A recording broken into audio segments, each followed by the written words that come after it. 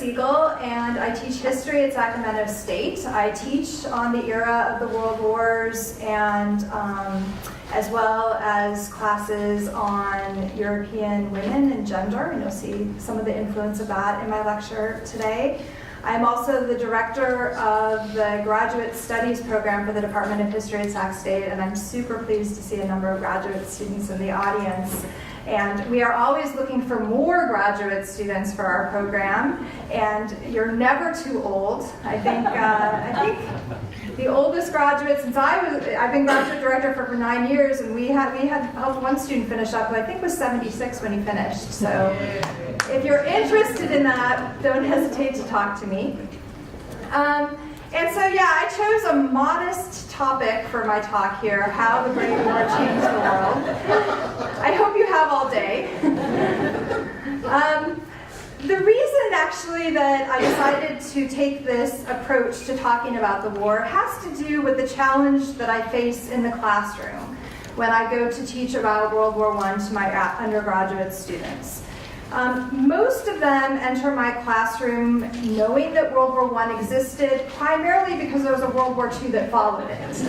And so they enter convinced, in part perhaps from their high school experience or from the History Channel or I don't know where, that World War II changed the world.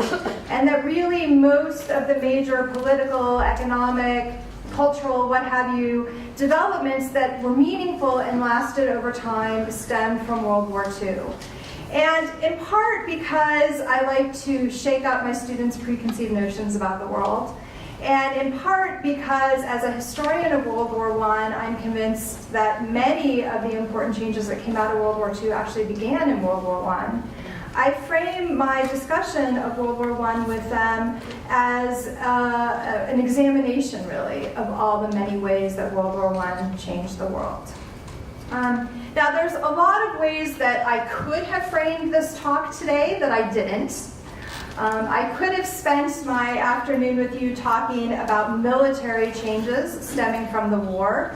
And of course, because of the destructive power of modern weaponry that was either utilized on a large scale for the first time, like the machine gun, or that was introduced over the course of World War I for the first time, including the use of poison gas, which was introduced initially by the Germans and then utilized by both forces in the war. There's one photograph on the screen showing just part of the destructive capacity of gas used in the war.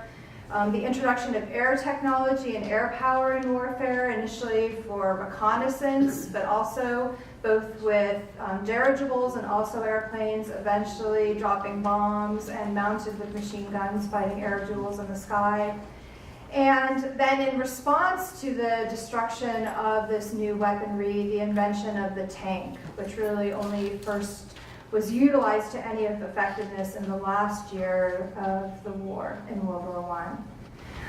So there are many ways that World War I was shaped by and then reshaped military technology and its destructive capacity, of course, resulting in the long, drawn-out, incredibly bloody war that World War I became. But I'm not going to talk about military change today. I think actually one of the future talks in this series is going to focus on that with you. I was very tempted to talk about political change stemming from this war and the peace treaties that followed it, which was extraordinary both for Europe and worldwide. The First World War, of course, destroyed 4 major Eurasian empires. Beginning in the East, it brought about the destruction of the Russian Empire, which had been in place ever since the late Middle Ages, resulting in part from the destruction of the war itself, and also, of course, the revolution in 1917 that brought down the Tsar and brought into place the world's first communist government under the leadership of Vladimir Lenin, who's up in the upper right-hand corner of the screen as you're looking at it. So in many respects, and in ways I don't have time to get into today, we can see the origins of the Cold War already in 1917 and in the Civil War that followed, in which the Americans actually fought to help try and bring down the Red Army unsuccessfully and to great effect for the remainder of the 20th century.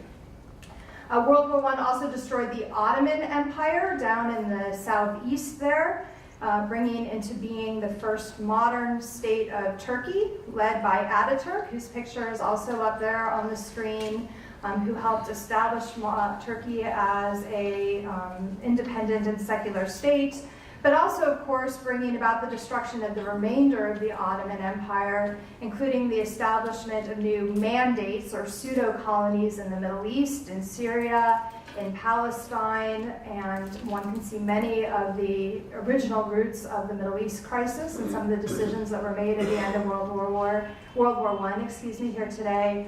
Also the reconstruction of Central Europe, both due to the destruction of the Ottoman Empire, but also the Austro-Hungarian Empire.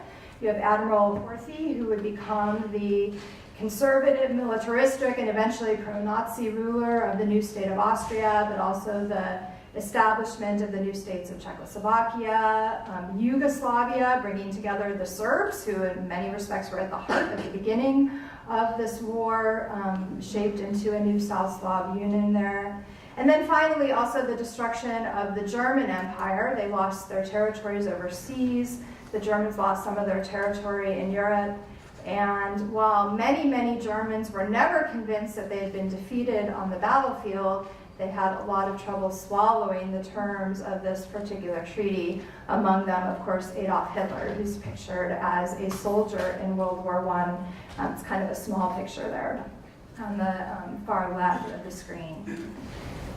So in many respects, one can trace the origins of the rise of Nazism, of authoritarianism in Central Europe, of communism, of the Cold War, of the Middle East crisis, all of these to World War I and its finale as well. But that's not what I'm going to talk to you about today either.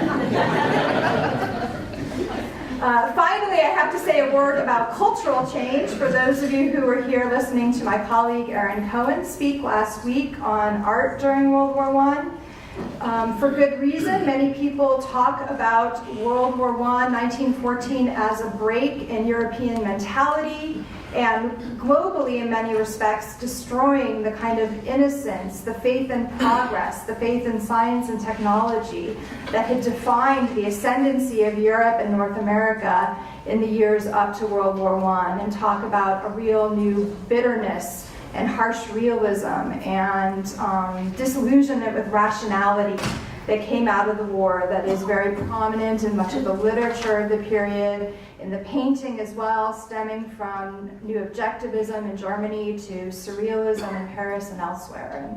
And René Magritte is one of my favorite Surrealist artists, so I put his painting up there as a representation of this new broader mentality coming out of the war as well. What I do want to try and talk to you today is in some respects an agglomeration of the political history, the military history, the cultural history, and the social history of this war. But I want to focus on major important individuals caught up in this conflict who weren't the soldiers in the trenches or down at Gallipoli or elsewhere caught up in the fighting, or at least not the European soldiers that have garnered so much of our attention. And instead, I want to focus to some degree on the fringes, although I want to convince you that the fringes are in fact at the very center of what was going on, and talk about colonial subjects who fought in this war or who came and supported the war through agricultural or industrial labor for the varying forces, and also look at women and their role in the war and the effects of the war on gender relations, particularly in the West. So returning to this idea that so many of us, Americans I think in particular, tend to see World War II as the event that generated so much important change for the remainder of the 20th century and up through today. I put these two pictures on the screen. I guess I'll ask all of you first of all, does anyone know who we're looking at on the left-hand side of the screen there? Ho Chi Minh. Ho Chi Minh, right. That's a picture of Ho Chi Minh taken in 1946. So it's a picture that was taken just a year after the end of World War II, when Ho Chi Minh issued his Declaration of Independence for the people of Vietnam, a document that mirrors the American Declaration of Independence, and that Ho Chi Minh had fully expected the Americans to endorse, because of course he had aided them in helping fight the Japanese over the course of World War II. But I use Ho Chi Minh as representative of the forces of decolonization that followed from the end of World War II. And then who are we looking at on the other side of the screen? Rosie the Riveter, right? The kind of not real but emblematic female munitions worker, the most famous recruitment poster from the United States from World War II. That again, I think when my students look at it, they say, okay, well, that's because women left the home for the first time in World War II. And this is, in fact, what liberated them for the remainder of the 20th century. So I'm going to have us step back and instead look 30 years earlier at World War I. That's Ho Chi Minh in the early 1920s, just a couple years after he issued a letter to the major leaders at the Paris Peace Conference requesting the liberation of the Vietnamese people. And that is a British recruitment poster for female munitions workers over the course of World War I. And so I'm going to look at both race and gender with you today and talk about the way that World War I forever challenged prevailing racial hierarchies and gender hierarchies, including the institution of patriarchy in Europe and to some degree around the world. So that's what I am going to talk about today. I'm very bad about long introductions, but now you know. So World War I, of course, was not a war just among nations. It was a war among empires. And the European states, in particular, France and Britain and Belgium and Germany, were all major global rulers when this war broke out. They had acquired much of their territory in the late 19th and early 20th century in the scramble for territory in Africa, also particularly in South Asia. And while World War I was not caused, the outbreak was not directly related to global conflict, as soon as this war broke out, colonial ambitions and colonial status became very important to the eventual outcome of the war and to the ambitions that many of the powers brought with them. Both the Ottoman Empire, which broke apart, and the German Empire, which broke apart at the end of the war, lost important territories and colonial holdings. And the map here is showing you particularly clearly the German holdings in Africa, both in West Africa, Southeast and Southwest Africa, that were fought over the course of the war, in which Germany eventually lost. I want to say, state up front, if you don't know, that those colonial holdings that Germany lost were divided up when the war was over among the colonial powers, between France and Britain in particular. Belgium got its piece, as did South Africa as an independent state as well. So in the short run, World War I did not destroy the era of imperialism. If anything, in the short run, it breathed another 30 years of life into colonialism, in part because France and Britain were so determined to make not make a profit, but to benefit from the new acquisitions that they gained over the course of the war. So World War I did not destroy empire or colonialism as an institution. What World War I did, I want to argue today, is it destroyed the mystique of white civilization among colonial subjects. The European powers had done their utmost to convince their colonial subjects that the reason that they were in power over them, and had been for 20, 30, 40, sometimes 100 more years, is because they had the superior civilization. And because even looking at reigning ideas of evolution and the uses of Charles Darwin's ideas, that in fact white supremacy was based on white superiority. And it's not that all colonized subjects just bought that hook, line, and sinker, but in the midst of World War I and through the experience of World War I, they learned to question that in very important and meaningful ways that would have lasting repercussions over the course of the war. And that's what I want to examine a little closer up here today. So the decision to utilize the manpower of the colonies was not an easy one for the various powers to make, and not all of them decided to do so at all. When World War I broke out, Germany pleaded with all the other imperial powers to leave the colonies out of it, to make the colonies neutral. And Germany was adamant that it would be a terrible mistake to arm black men against white men anywhere in the context of this war. And so the Germans made the decision very early on not to attempt to utilize their African subjects in Europe. Now, when push came to shove, the Germans actually lost most of their African colonies very early in the fighting. And so they were not particularly in a position to draw on that manpower. They did arm Africans in fighting other African colonial armies, but they never brought imperial subjects to Europe to fight. The British took a different tack, at least initially. When the British entered the war, they were alone among the major powers in that they did not have a draft. They relied on a voluntary army for the first year and a half of the war. And for that reason, they had concerns about manpower very early on as well. One of the sources that they had to draw from was the British Indian Army, the colonial army in Britain that was close to 150,000 men strong, that was highly trained, and that they saw as a force to utilize from the earliest months of the war. And so they made the decision to bring Indian troops over to Europe. The first Indian troops arrived in Europe in November of 1914, so just a couple months into the conflict. And over the entirety of the war, infantry and cavalry, there were 138,000 Indian troops that participated in fighting on the Western Front. Most that came over to fight never saw India again. The vast majority died in the early year of the war.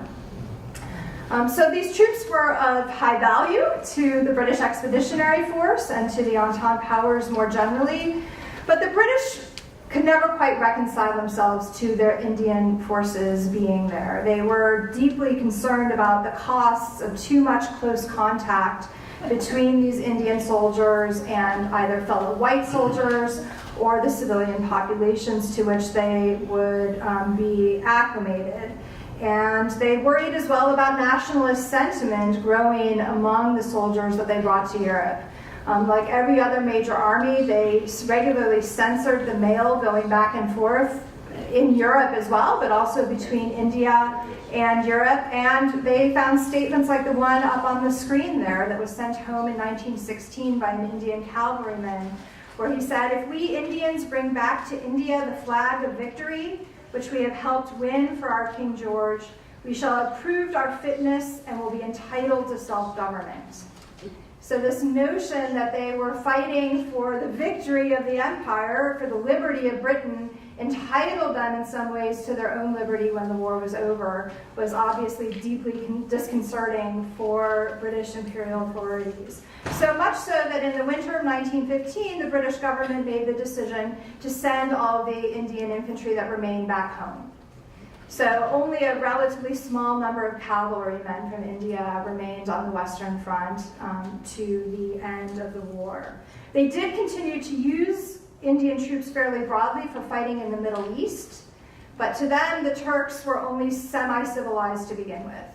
So using colonial subjects against the Turks fit in the racial hierarchy in a way that it didn't when it came to fighting white forces in Europe. When it came to fighting, when it came to their African subjects, and of course the British had vast holdings in East Africa and South Africa, like the Germans, the British made the decision not to utilize African soldiers in Europe. Again, the idea of arming black men against white men just settled with too much difficulty for them. They could not bring themselves to make that decision. They used their African forces relatively widely, fighting against the Germans in Africa itself. Although I think one of the very tragic and forgotten victims of this war is less the African soldiers who fought in these battles, but the porters that the British, like every other major colonial troop, utilized to support their forces. There were, for the fighting in Africa, there were 2 to 3 porters for every soldier who fought.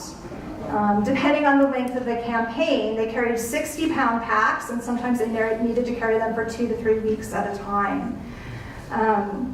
It's estimated that the British alone used nearly 1 million carriers or porters just in its East African campaign. This was one of the most deadly occupations that you could have over the course of World War I.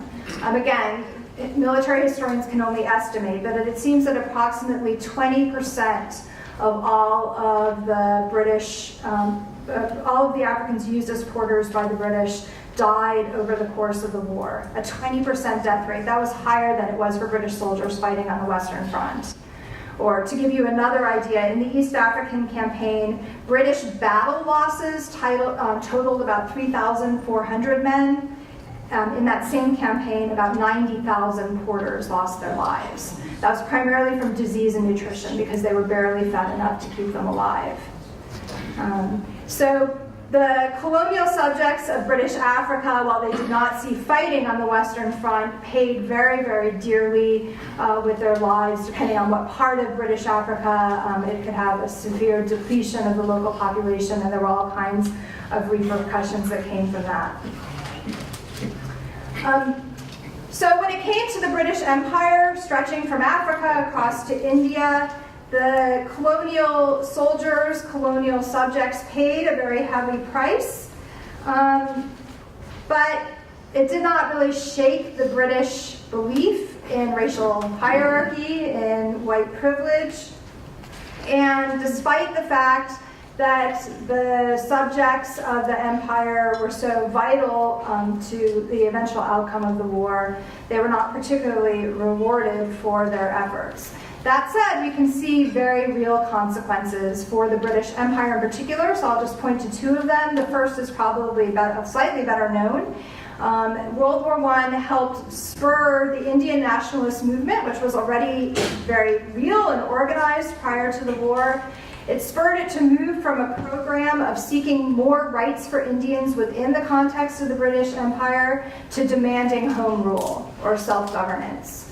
And World War I was a key turning point here. Gandhi returned to India from South Africa in the middle of World War I and would eventually, after the war, take over the leadership of the Indian National Congress. But in 1916, the Indian National Congress and the Muslim League met together in Lucknow and signed a pact known as the Lucknow Pact, which was the first time that they demanded home rule or self-governance from the British government. And while it would take another 30, 40 years to get there, the dynamism and the importance of the Indian nationalist movement under Gandhi's leadership in the 1920s and 30s very much originated in the midst of World War I. Other repercussions are perhaps a little bit harder to see, but for those who've researched this topic in depth, one sees hints of it all over the place, including this 1919 memo. This actually came from the British Caribbean. The British did use a fair number of Caribbean soldiers, Jamaica, Trinidad, in the fighting. And this memo came discussing soldiers returning home to the Caribbean afterwards, saying, "Nothing we can do will alter the fact that the black man has begun to think and feel himself as good as white." So this experience for colonial soldiers who did fight in World War I changed how they looked at themselves, changed how that they looked at the empire, and eventually changed how they looked at the political future of their world as well. When it comes to the utilization of colonial subjects in the war, France was in a league by itself.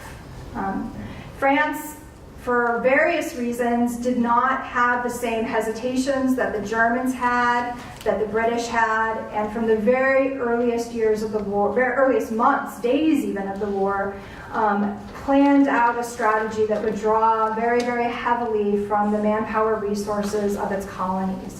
It's important to remember that France demographically was severely disadvantaged compared to Germany. Germany had a much larger population to draw from for its army and its resources, and the French were very, very aware of that and worried about that. And of course, the vast majority of the fighting on the Western Front took place on French soil. With the exception of Serbia, the French suffered more losses per percentage of the population than any other nation that fought in World War I. And in part, it was this concern over manpower issues that led the French to look to their colonies.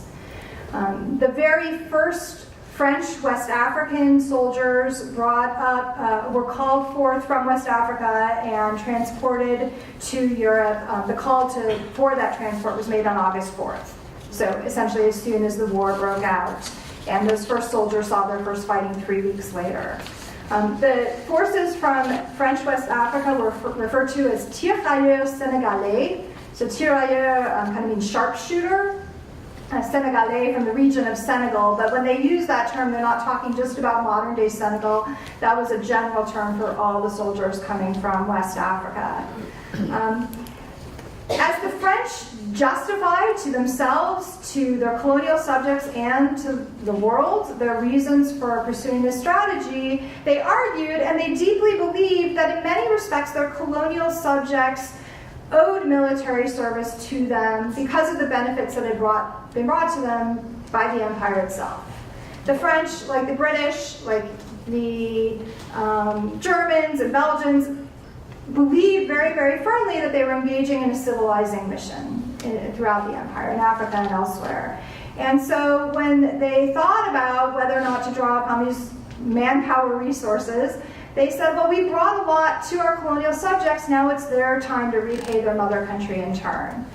So an example, though there's thousands out there, is this memo that was issued by General Charles Mangin, one of the generals in World War I, who argued, we have the right to call on the aid of our colonial subjects. We have brought to our colonies prosperity and peace.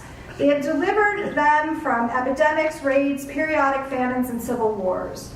Today we struggle for them as well as for us. The yoke of the invaders, they know it, would weigh as heavily, more heavily on them than on us. We have the right to call on our colonies, and we have the duty. So it was a justification, but it was a very heartfelt justification that their colonial subjects were in it with them. And so they drew, as I said, very, very broadly. In total, the French recruited about 500,000 colonial soldiers to fight in Europe and the Middle East over the course of the war. And they drew on hundreds of thousands more colonial subjects to come over and serve as agricultural laborers and industrial laborers in Europe over the course of the war as well. They argued particularly that the West Africans and North Africans were valuable as fierce fighters. They had a reputation as warriors. In their more frank moments, the French also admitted that they were fairly useful cannon fodder, and that it was preferable to shed African blood or Vietnamese blood than it was white blood, and that shows up in some of the decision making as well. So the French, as I said, utilized these soldiers. They took part in many of the major battles on the Western Front, and they were valuable as soldiers to the French army. One of the things that was extremely unique in this circumstance, though, is that while the French were not going to elevate any colonial subject super high up the military ranks, they were willing to move them up the ranks of non-commissioned officers. And this meant that there were French African officers that found themselves in positions of authority over white soldiers. And the French army insisted that those white soldiers salute their African superiors, that it obey any orders that they give. And that was extremely controversial, but it was supported throughout the war by the French army. And that experience was very unique. Also unique in the African case is that some of these colonial soldiers were able to leverage their military presence for citizenship. And this had a lot to do with the efforts of the man on the screen there, a man by the name of Blaise Diagne, who was from West Africa. He was from a very small part of West Africa that had been conquered very early by the French and had special status that other parts of the empire did not. And because of this, he was able to be elected in February 1914 to the French National Assembly. So he was the first, and at this point in time, the only black man serving in the National Assembly in France over the course of the war. And when the war broke out, he was enormously popular back in West Africa. And when the war broke out, the French military officials called him in and said, "We need to recruit tens and thousands of African soldiers to fight in the war. Will you help us?" And he essentially responded by saying yes. He was very assimilated. He was a very patriotic Frenchman. He said yes, but I don't want them called up as mercenaries. Most of these colonial subjects served, and they were given a small pay bonus, so their families were paid off. But they weren't conscripted on the same terms as Europeans were. He said, I want the Africans in my district to be conscripted, to have the same military service responsibilities as Europeans do, but at the same time, they and their families should have the full rights of French citizenship. And in July of 1916, the National Assembly agreed.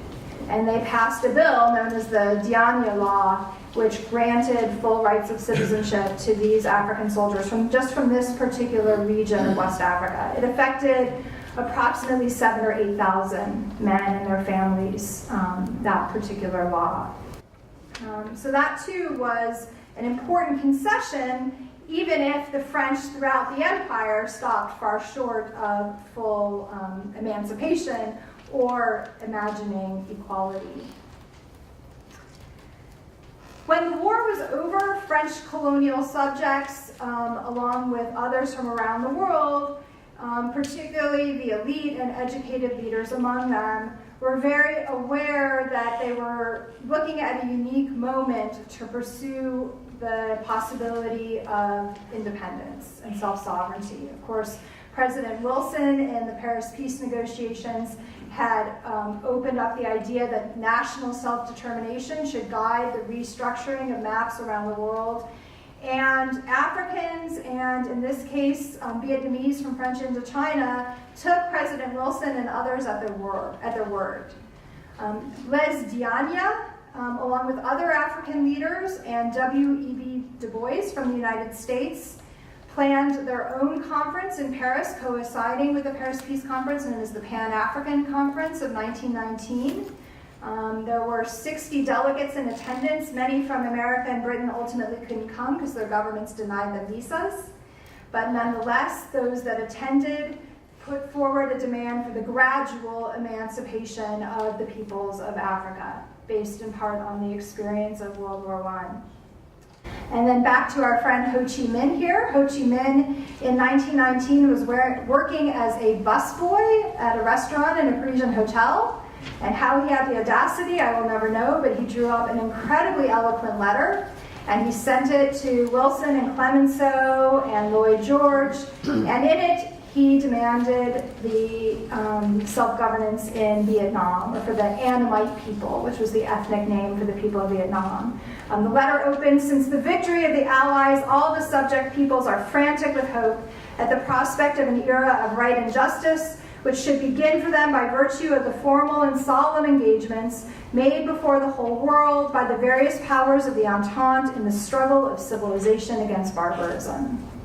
And he attempted to leverage this experience in order to demand liberation for the Vietnamese people. His letter was never answered, and Ho Chi Minh went on the next year in 1920 in helping found the French Communist Party in Paris, later traveled to China, and eventually returned home and helped form the Vietnamese Communist Party for all the consequences that followed for the remainder of the 20th century. One of the many reasons why Europeans were so uncomfortable at the idea of bringing colonial subjects over to Europe to fight, whether they were Indian, Indo-Chinese, African, was the fear that they had of contact between them and white women. This was a very real, very concrete fear that colonial subjects and white women would develop intimate relations of some kind or another while they were in Europe, whether it was through prostitution or because they met each other and fell in love. That was the worst case scenario possible for these colonial regimes. And they were concerned in part because they were afraid of the ideas that those Africans and Indians and Vietnamese would then carry back home with them, where white women in the colonies were viewed as completely off limits, and intimate relations were completely taboo. And so they looked at their mail, they censored their mail, they pulled any photographs that they were trying to send home of themselves with white women and sent them to the incinerator. Concerned with images like this one, actually in this postcard, which is just a French woman giving grapes to a wounded Senegalese soldier. And they were concerned about attitudes like the one described by this Tunisian official in French North Africa in 1921, where he complained, "All the tirailleurs are coming back from France with the ideas clearly turned around as far as French prestige and European prestige in general are concerned." So they no longer would view white women as rightfully superior to them. So that was one of the real concerns there. But the other reason why this issue, the idea of colonial subjects and white women mixing in some way, shape, or form over the course of the war, had to do with what the war was doing to women and ideas about gender, which is what I want to focus on for the remainder of my talk here today. In a modern war of attrition, as World War I became very, very quickly, societies were dependent upon the entirety of their populations to win the war. It was a matter of who could hold out the longest. It wasn't just a matter of who would man the trenches. It was a matter of who would make the shells, of who would bring in the harvests and supply the food, and who would keep families, economy, communities going while these millions of men were off fighting for years at a time. And governments across Europe called upon women to step into male jobs and male roles in order to keep this, keep the economy running and keep the war effort possible. Women's participation, what they actually did in the war, varied greatly depending on their social class, which is probably no big surprise to any of you. For relatively wealthy women or women of the middle class, there were all types of volunteer service that they could and were expected to engage in order to support the war effort. Thousands and thousands and thousands of wealthy women became involved in preparing care packages by the millions for the soldiers at the front, in serving their governments to help with war bond drives, getting people to dedicate their financial resources to the war. Probably, though, one of the most dramatic changes over the course of the war was the huge number of women that were drawn into the conflict as voluntary nurses. This was not the first war in which women served as nurses at or near the front lines, but this was the first one where they did so in mass numbers. So that the French Red Cross, which is what the black and white photograph is of there, the French Red Cross alone recruited about 70,000 volunteer nurses, female nurses, to serve over the course of the war. The British equivalent was the VAD, the Volunteer Aid Detachment, again supplying voluntary nurses as well as cooks and others. And these women were expected not only to volunteer their time and their lives, they were expected to provide all the resources. They came with their own uniforms, they supplied often their own bandages. This was part of the middle class's support of the war effort. And the British in particular were quite willing to utilize these nurses, also ambulance drivers, very, very close to the front lines throughout much of the war. These nurses were glorified in military propaganda. They were described as fulfilling their maternal role to the boys at the front lines. But they were also very disconcerting to public authorities as well, who worried about the very intimate contact that these women were having with men at the most vulnerable moment in their lives. And so there was a lot of anxiety generated by this, even as they depended on these women as well. Most women, of course, could not volunteer their time over a 4-year-long war, because most women had to provide for their families. With millions and millions of men away from their families for long periods of time, women's economic labor mattered more than it had in centuries. And so for most women, serving the war meant doing so in some sort of paid labor. And this became possible because of the buildup of the war economy from 1915 forward. So in March of 1915, the British Board of Trade issued an appeal to women asking them to take, quote, paid employment of any kind in trade, commerce, or agriculture. And it added, any woman who by working helps to release and equip a man for fighting does national war service. That was a pretty remarkable statement. Not because it was asking women to do paid work. I have to drill this into my poor students' heads, not that they ever believe me. But it's not that housewives left the home and went to work for the first time. Most of these women had been working throughout the entirety of their lives. But they'd been working in very poorly paid female sectors, particularly in textiles and domestic service, and their work was not terribly valued by the societies in which they lived. Now the government was asking them to step up and do the most important thing that they could do, which was to help their nation win the war. They were told that women's labor matters. And that, in addition to the fact that most of these war jobs were better paid than anything these women had been able to do in their lives, led to a flood of women into new sectors of the economy where they had not been served before.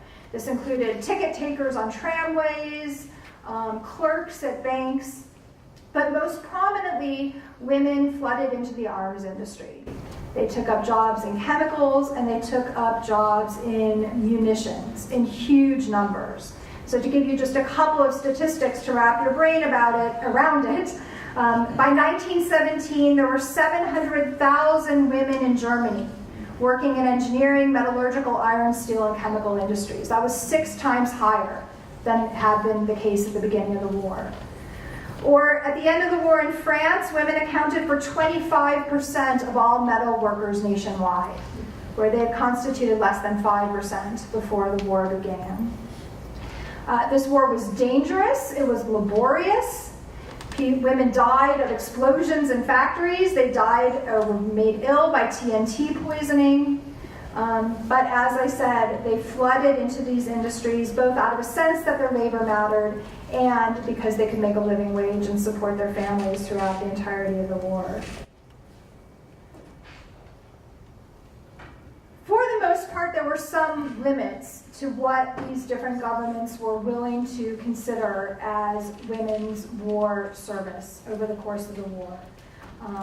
There were deep concerns that the war was, in fact, masculinizing women, and that when the war was over, women would no longer be women once the war was over. To give you just one quote, a government representative testified before the German parliament in 1917 saying, quote, "Today when we look at women performing the most difficult tasks, we must look closely to be sure that we are looking at a woman and not at a man." So this sense that the war was blurring gender lines was a very real concern. And the government, at the same time that it was calling on women for war service, also took steps in order to try and contain the damage of this blending of gender roles over the course of the war. Most importantly, with one exception, which I'll talk about in a second, all of the belligerent governments rebuffed any efforts that women made in order to join the active military. In every major government, there were women who applied to the army, to the military, and asked to serve their nation. And in every instance, they were turned down, although a few disguised themselves as men and slipped in anyway. The one exception to the rule is the one up on the screen, which is the case of Russia. In 1917, so many soldiers were abandoning their posts. Russian soldiers were abandoning their posts that the government was desperate to man the army, but more importantly, to keep the soldiers in place. And so they agreed in 1917, at the request of women who came before them, to form a women's battalion, which they gave the wonderful name of the Women's Battalion of Death. They are a little scary, but they were meant to be scary, right? Now, the interesting thing, these women were trained, they were thrown into the fighting. I don't have statistics for you, but hundreds of them died in the war. But they were meant to be scary, not so much to the Germans on the other side of the trenches, they were meant to be scary to Russian manhood. Because they were essentially, this battalion was created to shame Russian men back to the front, which it was not terribly effective at. And resulted in the revolution, among other things. In the remainder of the armies, it's the British that came closest to anything that might be called militarizing women. In 1917, they formed the WAC, the Women's Army Auxiliary Corps, which was created by the War Office under pressure from women. It was not part of the official army, so it was not part of the army structure, but these women did have ranks. They were issued uniforms. They were largely under military discipline, codes of discipline while they served. And they enlisted about 40,000 women into these positions. And again, they largely served in support positions for the army, laundry, cooking, that kind of thing. I'm sorry it's not a great photograph, but that is a group of them parading in London before they went off to serve. And this vision of women parading in uniform also was deeply disconcerting to a population that was concerned about what was happening to traditional gender roles over the course of the war. In many ways, the governments of Europe sought to make sure that women did not confuse their priorities over the course of the fighting. So even as they hired tens of thousands of women into munitions jobs, they were careful to call them temporary jobs. Or when they talked about women stringing shells, there were odes to them in the newspaper about how they could string them like pearls. Ways to feminize what they were doing. The French female munitions workers were referred to as the munitionnettes, the cute little female munitions workers. It made them seem less threatening. But what they were mostly concerned about, and particularly the French, who were always concerned about population numbers and demography, were that women did not forget that their primary role was as mothers, and particularly mothers to future soldiers and to future laborers. So the two examples of this type of propaganda that I brought to show you are picture postcards that circulated over the course of World War I. Of course, a lot of letter writing going on and postcard writing over the course of the war. So the postcard on the right, the vertical one there, the woman obviously is wearing a military helmet, evoking military service to the nation. And it says on the placard, "Allons, mesdames, travailler pour France." So let's go, ladies, work for France. And you can see by the picture on her placard what kind of work the government's calling for, right? Making babies and having children. The horizontal postcard is my very favorite from the entirety of the war. So that one, you have the military cap from a gentleman, soldier on leave. The piece of paper above it says permission de séjour, so that's for 6 days leave from the front to go visit his wife, presumably. And the words at the top say un bon coup de baïonnette, which is probably best translated into English as a good thrust. So I leave it up to your imaginations what kind of thrusting the government was calling for during this man's leave.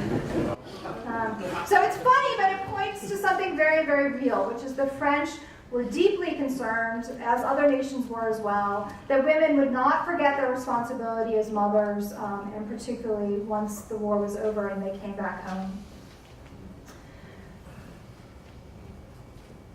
The war, I'd say if you picked up a history book 15 or 20 years ago, if it talked about women at all, it would talk about the importance of World War I in liberating women. That was a very common verb used to describe what happened to women at the end of World War I. And at least in one important way, it seemed like there was some pretty impeachable evidence to prove that was the fact, which is that women gained the vote in many countries of Europe, as well as in the United States, at the end or shortly after the end of World War I. This was true in Britain, as of the United States. It was true in the Scandinavian countries. It was true in the new Weimar Republic of Germany, in Poland, in Austria, and Czechoslovakia. Most of Northern and Central Europe, in these new states that formed, gave women the vote in the constitutions that were formed. And certainly for many feminists and suffragists who had fought in the war, this made sense. As a British suffragist had said, they were campaigning for the right to vote for heroines as well as heroes. These are women who had proved their value to the nation over the course of the war, and the least the nation could do was reward them with the vote and political participation. And there's certainly some truth to that story.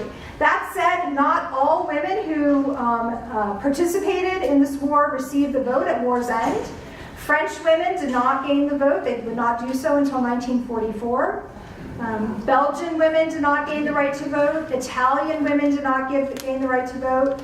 And even in Britain, where they did gain the right to vote, there was deep concern because of the depletion of the numbers of young men due to the war. There was deep concern that women would outvote men. So women were only allowed to vote from age 30 onward in order to make sure that there were more men voting than women. So there were severe restrictions. And when it came to voting in Central Europe, most Central European historians will argue the primary impetus for giving women vote in those countries is that women in the 1920s and 30s were considered a reliable conservative voting bloc. And with a communist neighbor knocking on their door, they saw it as insurance against the rise of communist parties in their own countries. So it's not at all clear that political emancipation was due in any direct sense to all the sacrifice that women had made in fighting over the war. So I'm not sure that political liberation matches economic liberation, certainly not. Almost all of those women that I showed you pictures of earlier, as soon as the war was over, they were released from their jobs. They were expected to give it up to those veterans who were returning home and needed the employment. The only sector that remained feminized even after the war was over was the white-collar service sector. But all those metalwork jobs, all of those returned to men when the war was over. So just like the case of imperialism, it's not that World War I immediately and sweepingly rewrote gender roles around Europe, but it did change people's attitudes and mentalities and planted seeds of equality that continue to germinate throughout the remainder of the 20th century. And I think this, in the case of women, this can most clearly be seen in the utter fascination with what was sometimes referred to as the modern woman, or the new woman, or in France, la garçonne, or sometimes in the United States, the flapper. This new woman of the 1920s who no longer wore a corset, who was not afraid to go out unchaperoned, who wore the new fashions that were being popularized by Coco Chanel and others, that had arms and elbows and even shoulders exposed, that had ankles and knees exposed, that had a very flat line to them, the bobbed haircuts in the 1920s that made women appear more masculinized. And that would smoke?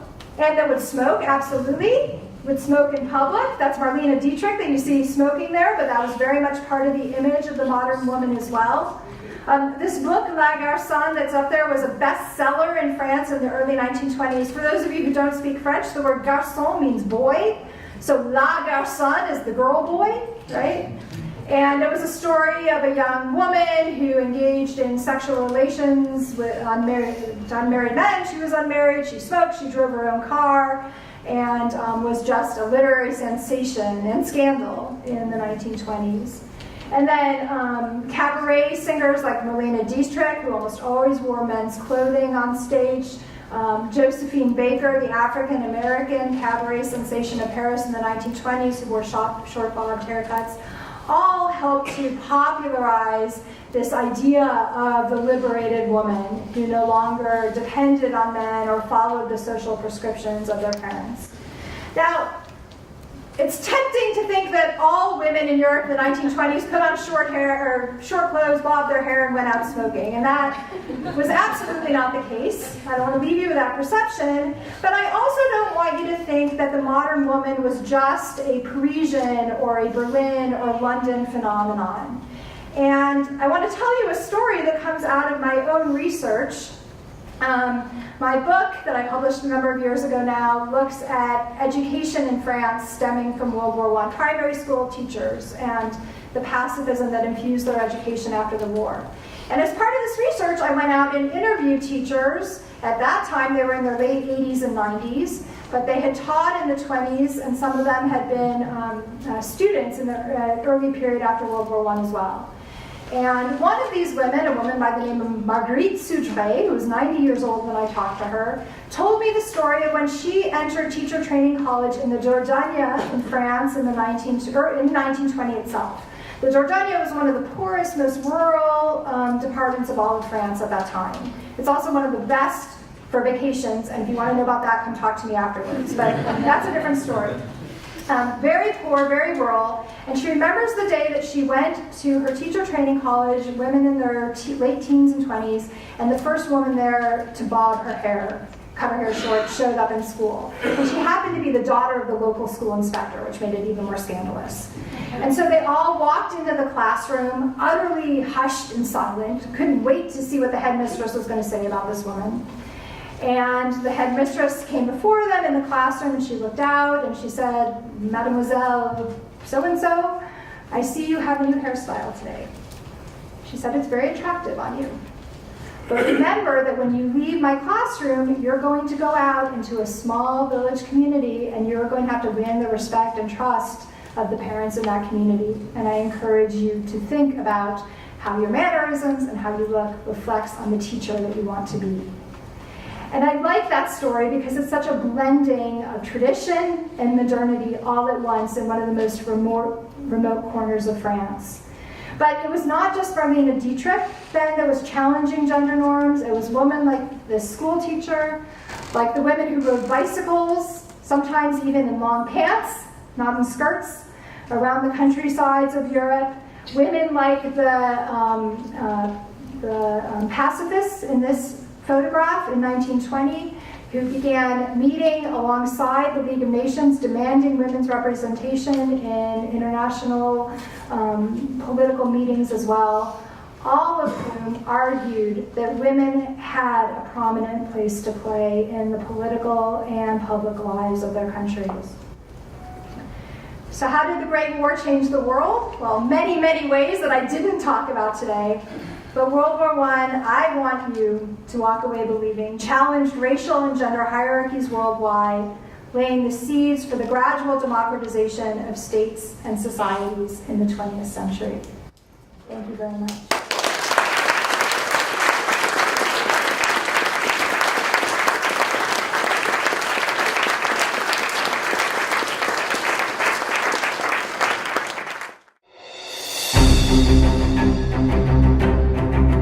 you.